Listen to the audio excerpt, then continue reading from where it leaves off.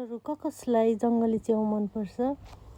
मलाई जस्तै आज चाहिँ म जङ्गली च्याउ बनाउँदैछु। त्यसको लागि मैले यहाँ मसलामा प्याज लसुन र अदुवा रेडी गरेको छु।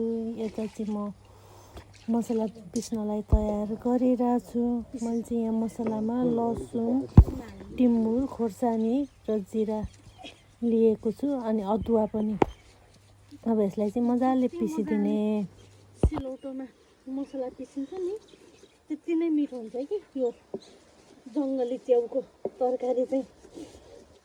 आज चाहिँ बाबालाई छोरीलाई मनपर्छ भनेर चाहिँ च्याउ खोजेर ल्याइदिनु भएको रहेछ। अनि त्यो च्याउ पकाउने आजको डिपार्टमेन्ट चाहिँ मेरो छ। हेलो साथीहरू, धेरै पछाडि मेरो भ्लगमा फेरि हजुरहरूलाई स्वागत छ। आज चाहिँ म जङ्गली च्याउको तरकारी बनाउन गइरहेको छु। यो च्याउको नाम चाहिँ देउले च्याउ हो। यो चाहिँ धमिराको डिस्को भएको ठाउँतिर पाइन्छ। मैले चाहिँ यो च्याउलाई धोइ पखाली केलाइ कुलाइ गरिवरी रेडी बनाइसकेको छु। अब चाहिँ यसलाई बनाऊँ है त। सुरुमा हामीले कराई बसाल्ने। कराई बसालिसके पछाडि हाल्ने तेल चाहिँ मैले यहाँ तोरीको तेल लिएको छु।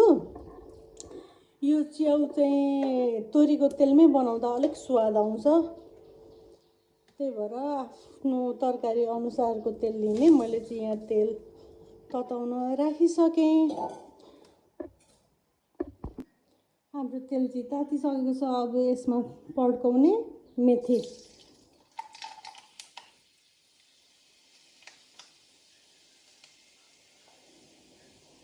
अब फुराउने प्याज,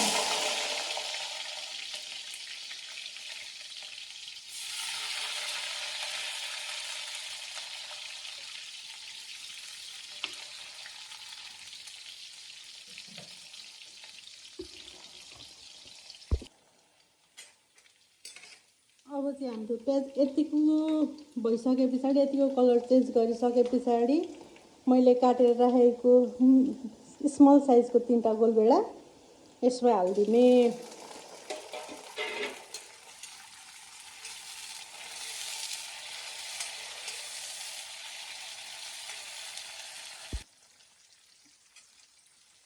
अब हाम्रो यो प्याज र टमाटर यतिको भइसके पछाडि चाहिँ यसमा अब हामी हाल्छौँ 1 चम्चा बेसार,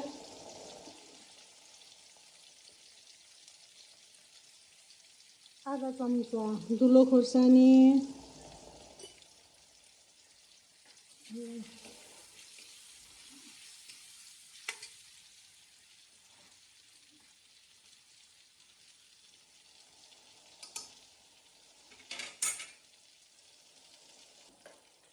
अघि पिसेर राखेको यो जिरा लसुन टिमुर खोर्सानीको पेस्ट अब हामी यहाँ राखिदिन्छौँ।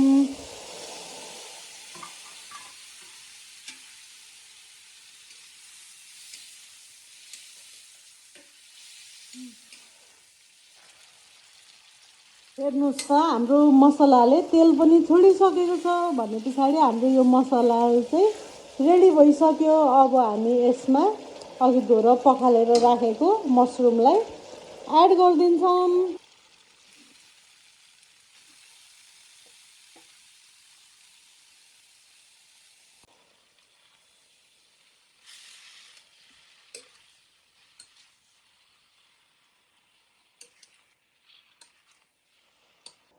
अब यसलाई चलाइसके पछाडि चाहिँ हामी यसलाई ढाकेर पाक्नलाई छोडिदिन्छौँ। त्यो पनि एकदमै मिडियम हिटमा।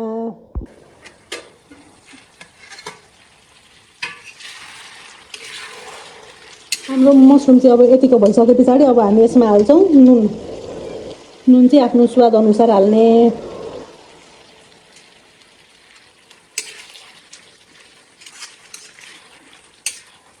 अब यसलाई 5 मिनट जस्तो नछोपिकन पानी सुकाउने। त्यस पछाडि हाम्रो मसरुम रेडी भइहाल्छ।